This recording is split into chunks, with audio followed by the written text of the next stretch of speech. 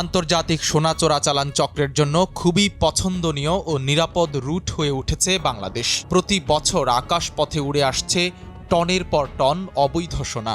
বিপুল পরিমাণ এই সোনা বাংলাদেশে থাকছে না, পাচার হয়ে যাচ্ছে ভারতসহ বিভিন্ন দেশে।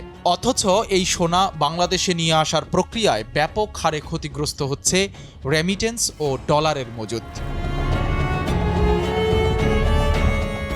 অনুসন্ধানে জানা গেছে, দেশে আকাশপথে আসা অবৈধ সোনার মধ্যে গত 10 বছরে 2649 কেজি আটক করেছে শুল্ক গোয়েন্দা ও তদন্ত অধিদপ্তরের কর্মকর্তারা। প্রধান 3 আন্তর্জাতিক বিমানবন্দর ঢাকার হজরত শাহজালাল, চট্টগ্রামের হজরত শাহ আমানত ও সিলেটের ওসমানী বিমানবন্দর থেকে এসব সোনা আটক করেছে সংস্থাটি।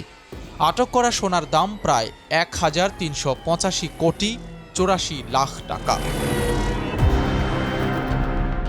সংশ্লিষ্ট বিশেষজ্ঞরা বলছেন, স্বর্ণ আটকের এই পরিসংখ্যান অবৈধ চোরাচালানির বাস্তব চিত্র নয়।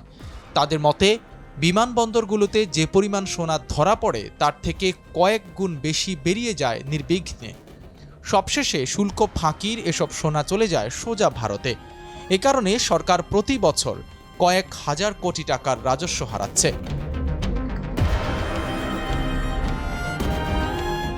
স্বর্ণ চোরাচালানের ঘটনাগুলো বিশ্লেষণ করে দেখা গেছে, বিমানের সিট ও বিমান যাত্রীর পায়ুপথ থেকে বেশিরভাগ সোনা উদ্ধার করা হয়েছে।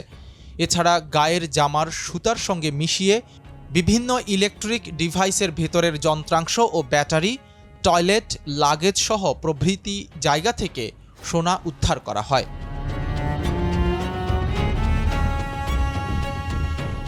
এদিকে সড়ক পথে দেশের বিভিন্ন স্থান দিয়ে ভারতে পাচারের সময় 9 বছরে 775.919 কেজি সোনা আটক করেছে বর্ডার গার্ড বাংলাদেশ বিজিবি। এ সময় ভারতে পাচারের অভিযোগে অবৈধ সোনাসহ 290 জনকে গ্রেফতার করা হয়। বিশেষজ্ঞরা বলছেন, প্রশাসনের কিছুটা কড়াকড়ির কারণে বৈধভাবে সোনা আমদানি বেড়েছে, তবে এগুলোর অধিকাংশই দেশে থাকছে না, চলে যাচ্ছে ভারতে। ভারতে সোনা আমদানিতে শুল্ক তুলনামূলক বেশি হওয়ায় একটি বড় চক্র দীর্ঘদিন ধরে বাংলাদেশকে পাচারের রুট হিসেবে কাজে লাগিয়ে আসছিল। জানা গেছে, বর্তমানে ভারতে ভরি প্রতি প্রায় 15.5% শুল্ক সহ বিভিন্ন কর ভার বাবদ রাজ্যভেদে সর্বোচ্চ প্রায় 18.5% শুল্ক দিতে হয়। সরকারি একটি গোয়েন্দা সংস্থার প্রতিবেদনে সাম্প্রতিক সময়ে ডলারের সংকট ও দাম বৃদ্ধির সৃষ্ট উদ্ভূত সমস্যার জন্য সোনা চোরাচালানকে দায়ী করা হয়। এতে বলা হয়, সোনা আনার উৎসস্থল দেশগুলো থেকে কমে যাচ্ছে রেমিটেন্সের প্রবাহ। এর মধ্যে মালয়েশিয়া থেকে সর্বোচ্চ 57% পর্যন্ত কমেছে। কারণ স্বর্ণ আমদানিতে ব্যাগেজ রুলসের আওতায় প্রদত্ত সুযোগ ব্যবহার করে প্রবাসীদের বৈদেশিক মুদ্রায় রেমিটেন্সের বদলে সোনা নিয়ে আসার প্রবণতা বৃদ্ধি পেয়েছে। তাই বিশেষজ্ঞরা এই ব্যাগেজ রুলস সংশোধন করার পরামর্শ দিয়েছেন।